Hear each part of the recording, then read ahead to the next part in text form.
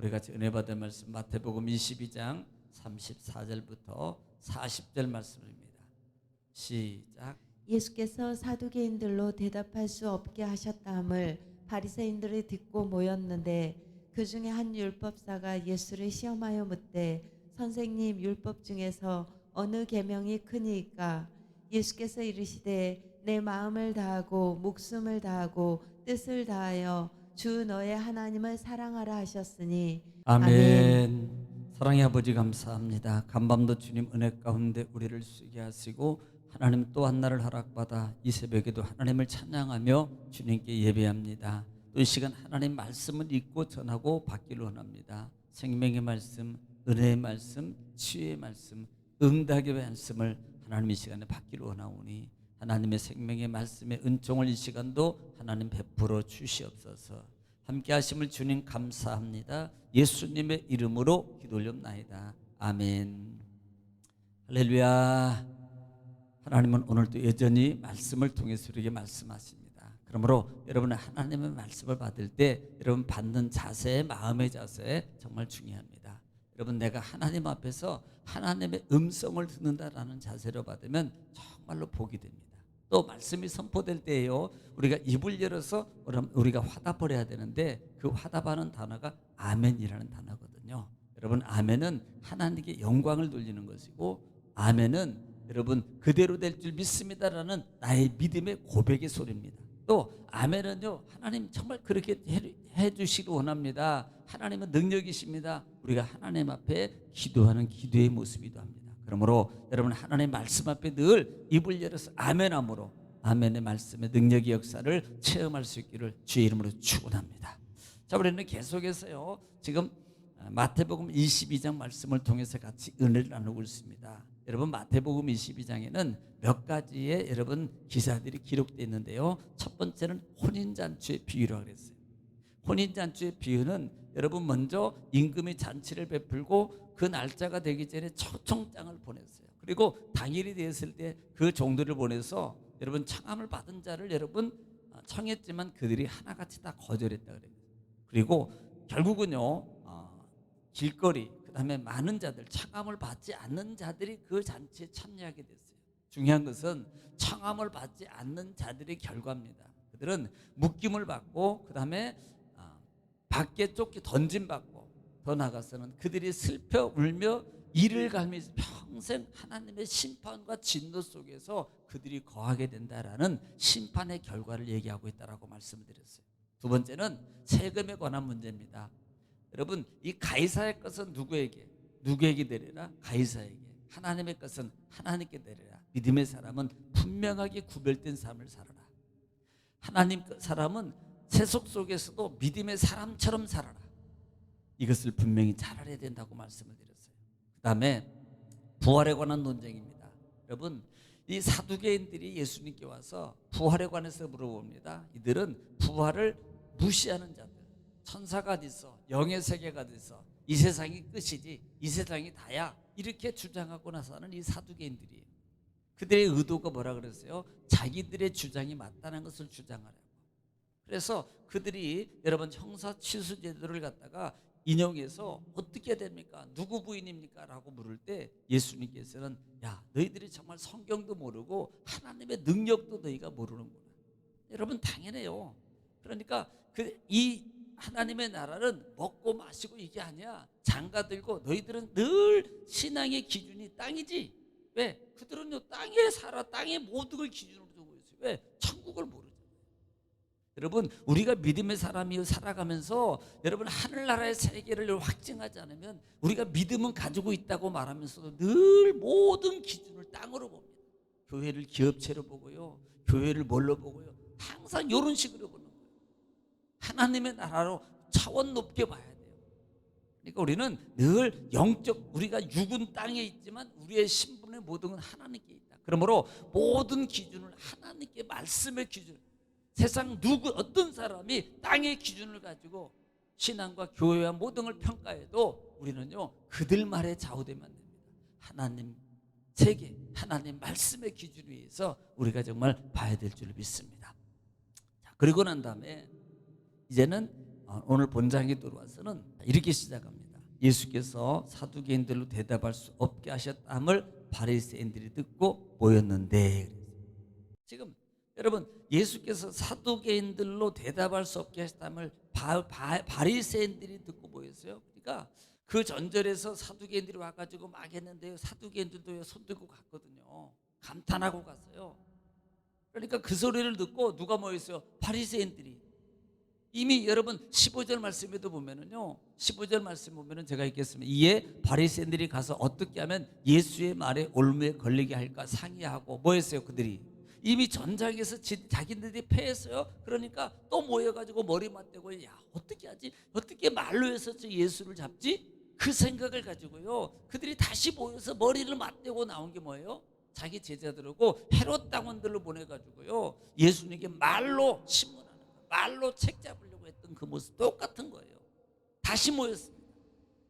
그런데 중요한 것은 그렇게 모여서 듣고 들이 모였다고 말해요. 그런데 35절에 누가 나옵니까? 35절에 보면은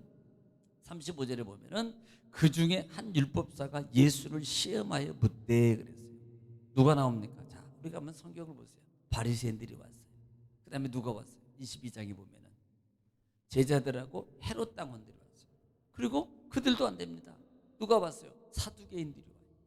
자, 이번에는 누가 옵니까? 이번에는 누가 와요? 율법사가 와요. 율법사.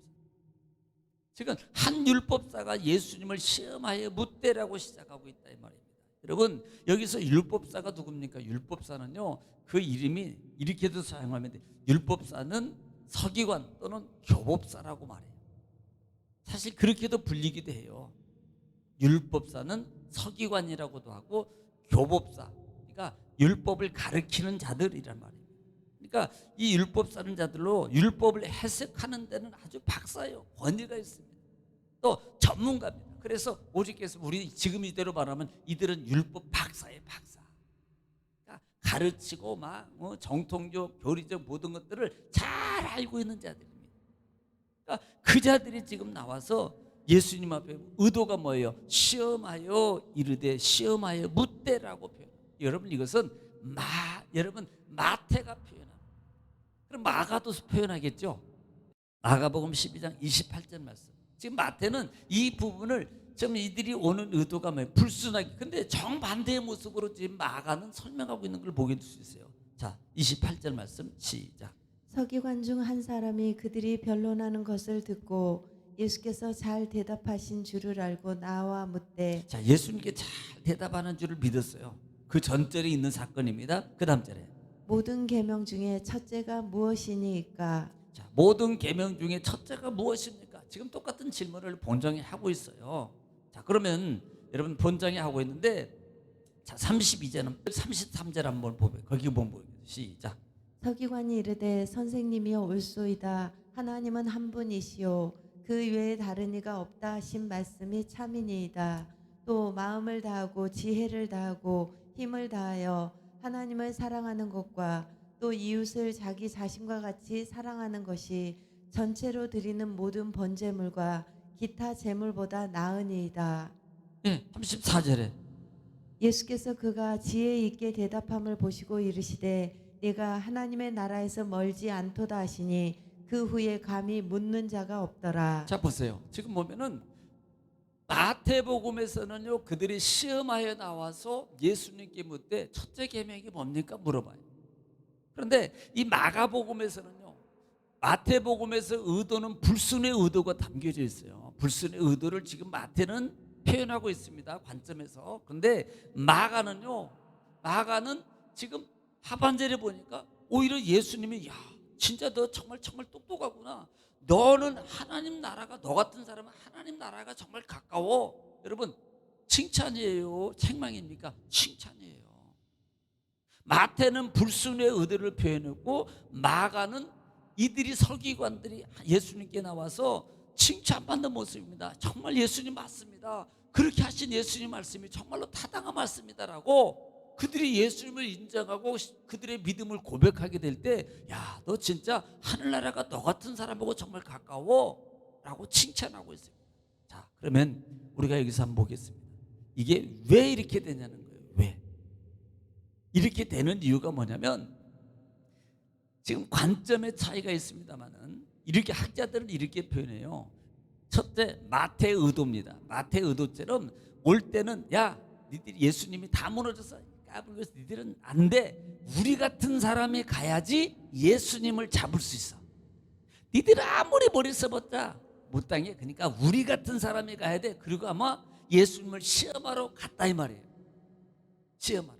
그런데 막상 와서 들어보니까 그 전장의 사건이라든지 막 들어보니까요, 그 전장의 사건들이 예수님 앞에 다 그게 맞는 소리예요. 맞는 소리. 그러니까 이거예요. 그렇게 왔다가 맞는 소리, 예수님의 그 신비하고 능력 있는 그 모습을 보고요, 지금으로 하면 은혜 받은 거예요. 은혜. 그러니까 바뀌어버린 그 마음이 바뀌어서 오히려 그 예수님의 가르침에 수용하고 놀랍게 여겨서 주님의 말씀이 맞습니다. 참 대단하신 분입니다. 이렇게 예수님 앞에 그 말에 수용하게 될 때 예수님은 그 진정한 그들의 변화된 마음을 보시고 너 같은 자가 하늘나라가 정말로 가깝다라고 칭찬했다라는 말이에요. 여러분 이해가 되십니까? 그래서 우리는요 36절 말씀 보겠습니다. 오늘 본장 36절. 선생님, 율법 중에서 어느 계명이 크니까? 율법 중에서 어느 계명이 크냐고 지금 물어보는 거예요. 마가복음에서는 첫째 계명이라고 표해요. 어느 계명이 첫 계명입니까? 이렇게 말합니다. 여러분 여기에는요 의도가 아니라 그들의 사고, 그들이 가지고 있던 그 당시의 모습을 볼 수 있다 이 말입니다. 그러니까 어느 것이 먼저라는 거예요. 예, 어느 것이 먼저인가라는 이 질문에는 당시 랍비들 사이에는요 이것이 큰 문제였어요. 문제. 이 랍비들 사이에서는요 이것이 큰 문제였다고요. 예. 그 문제가 그게 뭐냐면 당시 랍비들은요 율법 조항을 만들었어요. 율법 조항. 우리 잘 알 율법 조항 몇 개 있어요? 613가지. 그런데 613가지를 만들었는데 이걸 갖다가 두 개로 분류를 했어요. 두 개를 분류하는데 하나는 어떤 거냐면 중요 조항, 또 하나는 경미 조항이에요. 그러니까 두 개로 구분을 해서 나눠놨어요. 두 개로. 그래서 중요 조항이 몇 개냐면 248개. 그 다음에 경미한 조항에는 365개로 나눠져 있어요. 그 이유가 뭐냐면 613가지를 다 지킬 수 없다는 것을 누가 알아요? 이들이 알고 있었어요. 그러니까 그걸 좀 피해갈 수 있는 조항을 만들어 놓은 게 경미 조항이 365개예요. 365. 좀 피해갈 수 있는 조항을 만든 게. 그래서 이들 가운데요 늘 논쟁이 뭐냐면 좋아, 그러면 어떤 것이 먼저지? 바로 이겁니다. 그 중에서 어떤 것을 먼저 해야 돼? 그 중에서 어떤 것이 더 소중하지? 어떤 것이 중요해? 서로 이것이 늘 논쟁거리였어요. 이 논쟁거리였단 말이에요. 그래서 이런 것을 그들이 알고 있었기 때문에 그러면 자 예수님은 그러면 이 계명 중에서 어떤 것이 첫째가 되겠느냐라고 하고 하는 이런 질문을 지금 누가 전하고 있는 이 자들이 지금 전하고 있는 거예요. 묻고 있는 겁니다. 이 자들이 묻고 있는 거예요. 율법사가 예수님 앞에 지금 이것 때문에 이 율법사가 예수님 앞에 나와서 물어보는. 그랬더니 오늘 37절 말씀에 우리가 잘 아는 것처럼 예수께서 이르시되 내 마음을 다하고 목숨을 다하고 뜻을 다하여 주 너희 하나님을 사랑하라 하셨으니. 이 말씀은요 우리가 잘 아는 것처럼 사실은 신명기 6장 5절 말씀을 인용한 겁니다. 신명기 6장 5절 말씀 한번 들어보겠습니다. 시작. 너는 마음을 다하고 뜻을 다하고 힘을 다하여 내 하나님 여호와를 사랑하라. 아멘. 지금 예수님께서 지금 첫 번째 질문이 뭡니까? 라고 물어보니까 이렇게 대답하는 거예요. 너는 마음을 다하고 목숨을 다하고 뜻을 다해 주 너희 하나님을 사랑하라. 이것이 첫째 계명이다. 이것이 첫째 계명. 그런데 여러분 보세요. 신명기하고 오늘 본장하고 다른 단어가 있습니다. 다른 단어가 뭐예요? 너는 마음을 다하고 목숨을 다하고, 신명기에는 힘을 다하여, 오늘 본장에는 뜻을 다하여. 이 힘이라는 단어가 네페시라는 말입니다. 여기서 네페시는 우리가 아는 것처럼 영혼, 생명이에요. 다시 말하면 영혼과 생명을 다해서 하나님을 사랑해. 영혼과 모든 걸 다 다해서 너희가 하나님을 사랑해. 또 뜻이라는 말이 뭐예요? 오늘 본장의 뜻이라는 말이 디아노아라는 것인데 이것은 생각을, 마음, 생각을 말합니다. 그러니까 생각과 영혼과 그 다음에 생명과 모든 걸 다해서 이것이 똑같아요. 마음과 목숨이라는 단어가 같이 다 연관되고 있어요. 그래서 그렇게 하나님을 사랑해 라고 전인격적으로 하나님을 사랑해. 왜냐하면 이 사랑이 아가페어라는 단어를 쓰거든요. 아가페 단어. 그러니까 이것은 목숨을 내어놓는 것이 아가페 사랑이에요. 주님의 사랑, 자기 아들을 독생자를 모든 걸 다 내어놓는 이것이 아가페 사랑입니다. 하나님은 어떻게 사랑하라? 그렇게 사랑합니다. 여러분 정말 하나님이 나를 위해서 나의 생명, 다시 말하면 육적 생명이 아니라 영원한 생명, 또 나아가서는 우리 육적 삶 속에 하나님께서 많은 하나님의 은혜의 약속의 축복을 우리에게 주시기를 원해요. 그리고 그 은혜를 이미 베풀어 놓으셨어요. 그리고 그것뿐만 아니라 영원한 세계를 우리에게 보장해 주셨어요. 그렇다면 중요한 게 뭐냐면 우리는 하나님, 너희가 첫째 계명이 뭐냐? 말은 첫 번째로 우리는 뭐하냐? 첫 번째로 여기고 뭐냐는 거예요. 우리 생애 속에 정말로 첫째가 뭐냐면 이것은 하나님 사랑. 너희는 먼저 그의 나라와 그의 의를 구하라. 그러면 이 모든 것을 너에게 더하실 것이라고 말하는 거예요. 여러분 첫 번째가 뭡니까? 여러분 생애 속에서 첫 번째가 뭐냐면 내일 또 이 말씀 중에 잠깐 말씀을 드리겠습니다만 우리가 정말로 하나님의 은혜 가운데 자, 어제 말씀 중에서 갑자기 오늘 말씀 증거야 중에 있다는 말씀 중에 하나가 빼먹은 말씀이 있어서 잠깐 그 말씀만 전하겠습니다. 사실 32절 보면은 아브라함의 하나님, 이삭의 하나님, 야곱의 하나님이라고 누가 말해요? 나는이라고. 누구예요? 하나님이. 그런데 이 나는 아브라함의 하나님, 이삭의 하나님, 야곱의 하나님이라고 표현하는 이 말이 과거요. 이건 과거잖아요. 근데 그때 당시 이 말의 표현은요, 현재형이요. 현재형. 그러니까 현재 지금 나는 아브라함의 하나님, 나는 야곱의 하나님, 이삭의 하나님, 야곱의 하나님이라고 말하는 이유가 뭐냐면 지금 현재, 이것은 지금 현재 나는 살아있어. 그 아버지야. 현재 살아있어. 이삭의 아버지야. 현재 살아있어. 나는 야곱의 아버지야. 이게 현재형으로 쓰고 있다는 말이에요. 아니 이미 그들은 죽었는데 현재형으로 쓰고 있다는 말의 의미 뭐예요? 지금 그들은 영적 살아있음을 말하고 있다라는 부분이에요. 이 말씀을 제가 어제 안 해서 이 말씀을 전했습니다. 오늘 여러분, 오늘 하루를 주님이 주셨습니다. 오늘 하루에 주신 우리 사명, 은혜가 있습니다. 그 사명을 잘 감당하시고 세상에 빛된 삶을 사시고요. 여러분 가정과 자녀와 여러분 교회를 위해서 이 시간에 주의 앞으로 통성으로 기도하겠습니다. 다 같이 기도합니다. 주여, 걸어가시고 자비하신 아버지의 은혜와 사랑을 주님 감사합니다. 하나님께서 우리를 사랑하시고 아버지 하나님의